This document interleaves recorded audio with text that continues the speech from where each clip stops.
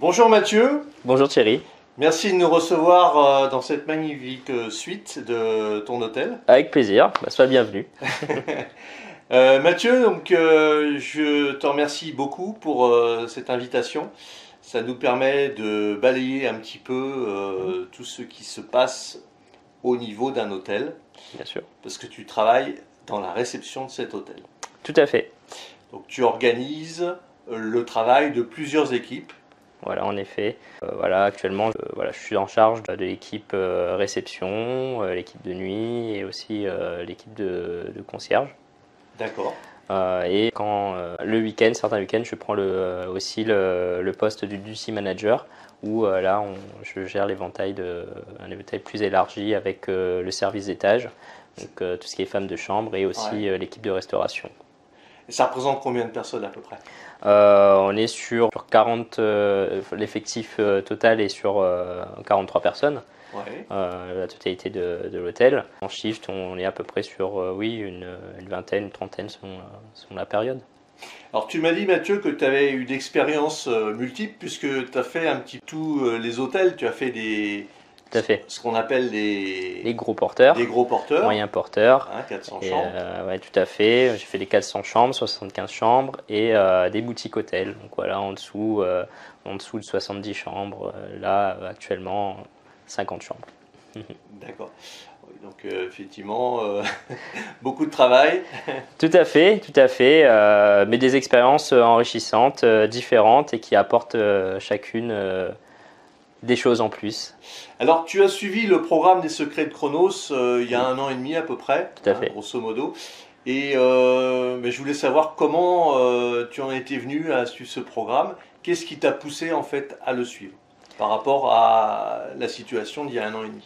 Bien sûr, une réelle volonté en moi d'optimiser chaque chose, que ce soit au niveau personnel et professionnel, d'une part. Et sachant que dans notre métier, beaucoup de choses sont répétitifs, je me suis toujours dit qu'il était possible de tout optimiser, enfin la plupart des choses, et surtout ne pas recommettre les mêmes erreurs.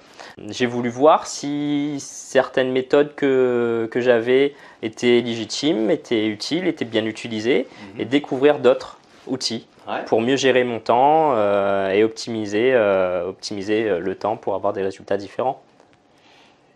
Qu'est-ce que tu fais maintenant que tu faisais pas avant? Je délègue beaucoup plus, j'ai appris à dire non aussi. Ça a été dur? Oui, ça a été très dur. C'est la chose que je pensais pas, que j'avais pas compris. J'avais pas compris l'importance de savoir, parce qu'il faut savoir aussi le dire, de dire non. Ouais, Voilà. ouais, bien sûr. Donc ça s'apprend. Exactement. Et c'est un outil en effet pour mieux gérer son temps, optimiser et avoir des résultats aussi. Et ça prévient des frustrations, des incompréhensions, du manque de communication Et puisqu'on est dans les outils, quels sont les outils du programme qui t'ont aidé, toi, au quotidien? On a la loi Pareto 80-20, on a les 5 S qui ont permis à moi et aux équipes d'être bien organisées, de ne pas s'éparpiller, chaque chose à sa place, tout à fait. Et c'est beaucoup plus fluide, c'est beaucoup plus plaisant.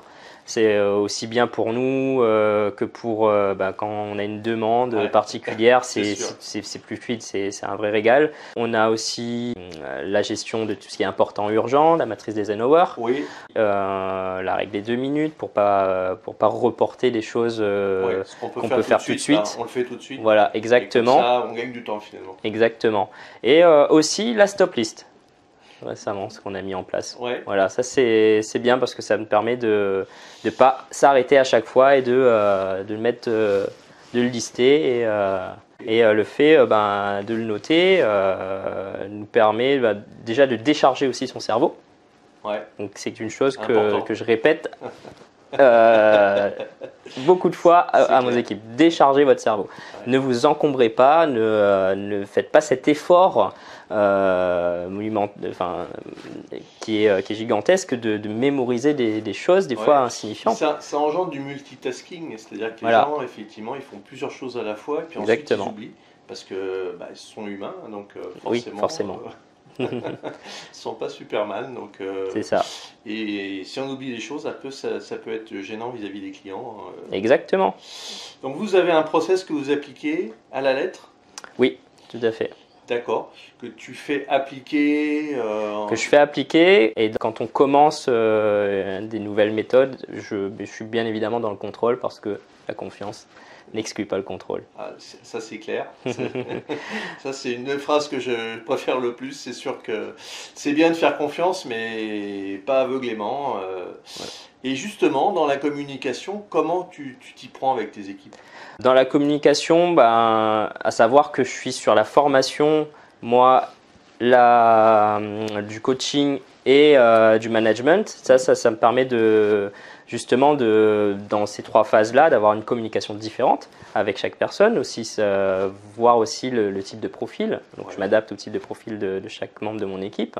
Et on a des outils pour pouvoir continuer à bien passer chaque message qu'on doit passer. Donc ça va être maintenant plus digital qu'autrefois, qu'il y a quelques années. Il y a eu cette transition. Les réservation, passation de consignes, les tâches à suivre, et ça marche plutôt bien. Il y a eu forcément une période de transition. C'est ça. Et justement, par rapport à ce que tu dis, est-ce que tes équipes ont eu du mal, parce que bon, toi, tu as changé ta façon de fonctionner, est-ce que les équipes ont eu du mal à absorber ce changement que toi, tu avais instauré, que tu as mis en place? Est-ce qu'il y a eu des réticences? Il y en a toujours, mais j'avais bien compris l'importance de travailler, de préparer cette transition pour qu'ils ne subissent pas, mais le prennent tout de suite comme étant une plus-value, une bouffée d'oxygène pour eux, un outil vraiment important dans la gestion quotidienne de leur checklist. Et par rapport à la direction, comment ça a été perçu? Écoute, ça a été bien perçu parce qu'ils ont vu forcément qu'à mon niveau et aussi au niveau des équipes, il y avait une meilleure gestion et un peu plus de sérénité également, surtout dans les coups de rush, ou jus comme on dit dans le métier, qui étaient mieux gérés. Ouais. Et je crois que tu t'occupes également du night. Oui, tout à fait. Ouais. Donc tout à fait. Tu gères toutes les équipes et les passations de consignes, elles ont lieu alors que tu es présent ou Alors moi, je fais en sorte d'être présent. Ça me permet d'être sûr que les équipes communiquent correctement et ont bien compris sur quoi communiquer. Voilà, pour éviter un peu ce schéma de téléphone arabe quelquefois. Voilà, j'essaye d'être aussi de prévenir ça et de voir en amont comment va se passer cette passation. Et de temps en temps, voilà, je participe à la passation de consignes pour qu'on on soit bien une équipe avec un même message, un même objectif, le même message est bien compris de la même manière par tout le monde. D'accord. Une dernière question concerne le Covid, parce qu'avec la pandémie, vous avez certainement dû mettre en place d'autres protocoles. Oui. Tu peux nous en dire un petit mot? Oui, bien sûr. La première chose qui en ressort de cette période, c'est l'entraide entre les départements, les différents services.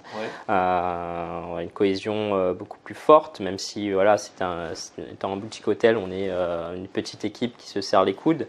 Oui, mais il a fallu exactement, c'est une famille. On passe beaucoup de temps ensemble et c'est très important de s'entraider.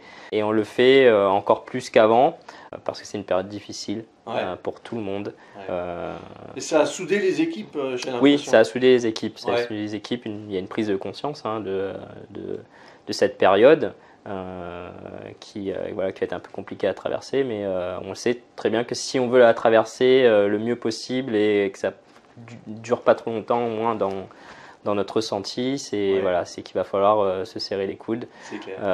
Il y a aussi des outils pour ça, essayer de simplifier les choses pour que chaque personne puisse plus simplement être en mesure d'aider, d'assister et de pouvoir redynamiser un département, un collègue.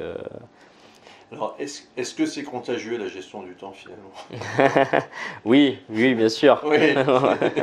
Forcément. Et puis c'est contagieux parce que c'est une vraie plus-value. C'est une vraie plus-value. Ok, écoute Mathieu, merci pour ton accueil et puis l'entretien que tu nous as accordé. Avec plaisir. en espérant que ça vous servira également sur les formations. Bah, j'espère bien. Merci à toi. Avec plaisir Thierry, merci. Au revoir. Au revoir.